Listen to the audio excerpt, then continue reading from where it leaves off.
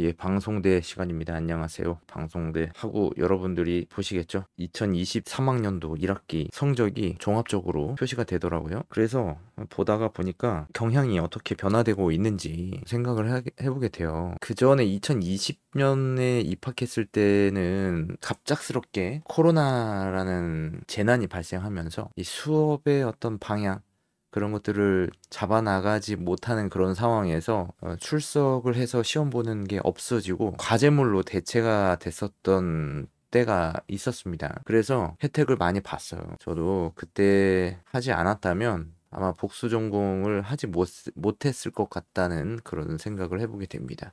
전체적인 그 추이를 봤을 때 저의 어떤 성적의 분포, 이런 것들이 갈수록 성적이 떨어지고 있는 듯한 느낌이 좀 들어요. 2022학년도 1학기, 2학기 때 성적이 가장 안 좋긴 합니다. 올해 1학기는 그나마 작년보다는 좀 좋은 편이에요. 상대적으로 이제 공부의 양이 좀 올해 적은 듯한 그런 느낌이 들긴 했는데 작년이 조금 힘든 그런 시기인 거는 맞아요. 그 성적의 반영이 그렇게 된 것 같습니다. 2020학년도 때는 좀 혜택을 좀 본 편이에요. 왜냐면 2020학년도에는 이 코로나가 발생이 돼서 이 수업도 온라인으로 하고 그리고 시험도 모두 온라인으로 과제물로 대체되었었던 그런 시기였었거든요. 그래서 저의 그런 성적을 좀 보자면 2020학년도에 재입학을 했거든요. 저는 이제 아이가 두 개가 있어요. 졸업을 하나 했고 경영학과 2016년도에 입학을 해서 졸업을 했고 2020년에 또 재입학을 해서 미디어 영상학과로 재입학을 해서 하고 있는데 이때는 막 100점짜리도 막 나오고 막 그랬었어요. 기말 과제물 막 70점 주고. 근데 교수님들이 생각하기에도 이 코로나라는 그런 시기에 이 공부를 한다라는 그런 측면에서 봤을 때도 좋은 점수를 주려고 했던 것 같습니다. 객관식 시험이 없어져서 혜택을 많이 본 케이스죠. 저 같은 경우에는 또 글 쓰는 거를 재밌어 하고 글 쓰는 과제물이 더 좋다고 생각하기 때문에 그렇습니다. 그래서 이번 학기에도 한 과목이 기말 과제물이 있었는데 그것도 만점을 받았잖아요. 유일하게 그게 100점이 나왔는데 아무튼 2020학년도에 이렇게 대체적으로 90점대 이상, 다 90점 이상으로 100점도 두 개 이렇게 나오고 그랬습니다. 에이플이 하나, 둘, 셋, 최소 3개 정도 됐던 것 같네요. 2학기 때도 마찬가지입니다. 2학기 때도 100점이 두 개 나오고 이것도 90점대, 다 90점대였어요. 이 과제물이었기 때문에 그렇습니다. 기말 과제물이 70점인 과제물이었기 때문에 그랬어요. 물론 네 과제를 잘 작성해야 되는 어려운 문제도 좀 있어요. 상대적으로 글 쓰는 거에 어려움을 느끼시는 분들도 많이 계시겠지만 뭐 좀 케바케인 것 같긴 합니다. 어쨌든 저는 기말 과제물을 더 선호하는 편이에요. 시간을 더 분배할 수도 있고.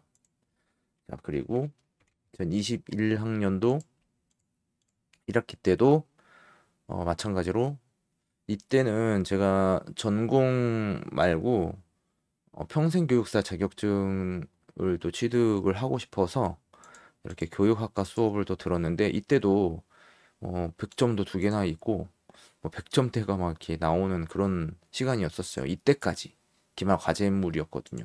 대체로. 그리고 시범적으로 교양 과목 같은 경우에는 형성평가가 20점을 주는 그 시험 테스트 기간 중이었어요. 그러니까 좀 이거를 시행을 해서 그 다음 학기 때부터는 전 과목으로 이거를 범위를 확대한다. 뭐 그런 얘기들이 있었거든요. 어쨌든 생명과 환경이라는 과목은 미디어 영상학과에서 교양 과목이었던 거죠. 그래서 형성평가가 이렇게 시범적으로 시행이 됐었던 겁니다. 자, 그래서 이때도 잘 됐어요. 그런데 2021학년도 2학기 때는 이제 성적이 확실히 떨어지는 걸 볼 수가 있습니다. 왜냐면 기말 시험이 이렇게 객관식 시험이 다시 도입이 됐기 때문이에요. 태블릿 시험으로 보는 시험이 등장을 했기 때문에 성적이 바로 이렇게 떨어집니다. 홍보론 같은 경우는 기말 과제물이었기 때문에 또 100점을 받을 수 있었고, 또 기말 과제물인 성사랑 사회 이것도 과제물 중간 과제물이 29점으로 좀 아쉽게 됐지만, 이렇게 어 뭐 기말 과제물인 것들은 대체적으로 점수가 높아요. 근데 기말 시험, 객관식 시험을 보는 과목들은 이렇게 점수가 좀 떨어진다. 80점대를 받는 거죠. 이게 글쎄 뭐 잘하시는 분들은 객관식 시험도 뭐 만점 받고 하시는 분들도 분명히 계실 거예요. 아무튼 대체적으로 객관식 시험이 치러지면서 성적은 이제 떨어지게 돼 있다는 겁니다. 확실히 객관식 시험이 더 어려운 거예요. 근데 이 대부분의 이 학우분들이나 뭐 다른 학교도 마찬가지고 객관식 시험이 좀 더 시험 보기가 편하다 이렇게 생각하시는 분들이 많은데 실제로 그렇지 않은 거죠. 객관식 시험이 오히려 어려운 거예요. 어려운 거예요. 점수를 보면은 알 수가 있습니다. 이게 데이터로 분석을 해보면 알 수가 있다는 거죠. 그래서 과제물을 선호해야 되는 게 맞아요. 좋은 점수를 받기 위해서는. 2022학년도로 들어갑니다. 1학기 딱 누르면은 이제 70점대가 보여요. R 컴퓨팅 같은 경우에는 78점이 나와서 이거는 제가 이번 학기 2023학년도 1학기에 재수강을 해서 어쨌든 80점 이상으로 올려놓기는 했습니다. 그런데 자 이런 것들은 기말 과제물이기 때문에 점수가 꽤 높죠. 근데 시험인 것들은 통계학개론 이런 거는 기말 시험에서도 좋은 점수가 나와가지고 95점 이게 A일 거예요. 근데 나머지는 70점대나 이것도 뭐 데이터 정보 처리 입문도 괜찮네요. 아무튼 이때도 나름대로 그냥 공부를 그냥 꾸준히 할 시간이 있었어요. 근데 올해는 제가 뭐 공부도 하고 또 직장도 있었고 또 다른 또 부업이나 뭐 이런 여러 가지 일들을 하다 보니까 공부할 시간이 많이 없어가지고 확실히 성적이 좀 떨어질 거라 예상을 했지만 어쨌든 자 2학기를 보죠. 이때 진짜 막 확 떨어지는 거예요. 확 떨어져요. 전부 다 이제 기말 시험으로 바뀌었기 때문에 그렇습니다. 전부 다 기말 시험. 2022학년도 1학기까지는 그래도 기말 과제물이 이렇게 있었단 말이에요. 그래서 점수가 좀 그나마 뭐 이런 것들이 있었는데 그리고 객관식 시험도 어 그닥 그렇게 어렵지 않았던 것 같은 그런 느낌이 들었어요. 하여튼 2학기 때부터는 굉장히 난이도가 높아지는 그런 느낌이 들었습니다. 파이썬과 R 같은 경우에는 막 전혀 모르겠는 거예요. 전혀. 다행히 진짜 간신히 60점은 넘어서 재수강은 하지 않아도 되지만 올해 2학기 때 이런 것들을 좀 보강을 좀 해야 될 것 같습니다. 근데 크게 의미 없지만 대체적으로 점수가 떨어지죠. 전 3학년 올해 1학기 때 결과가 뭐 종합이 됐는데 뭐 대부분 다 80점대 이상이 나왔고 기말 과제물인 것들 기말 과제물인 데이터 시각화가 이제 100점이 또 나온 거죠. 기말 과제물 50점.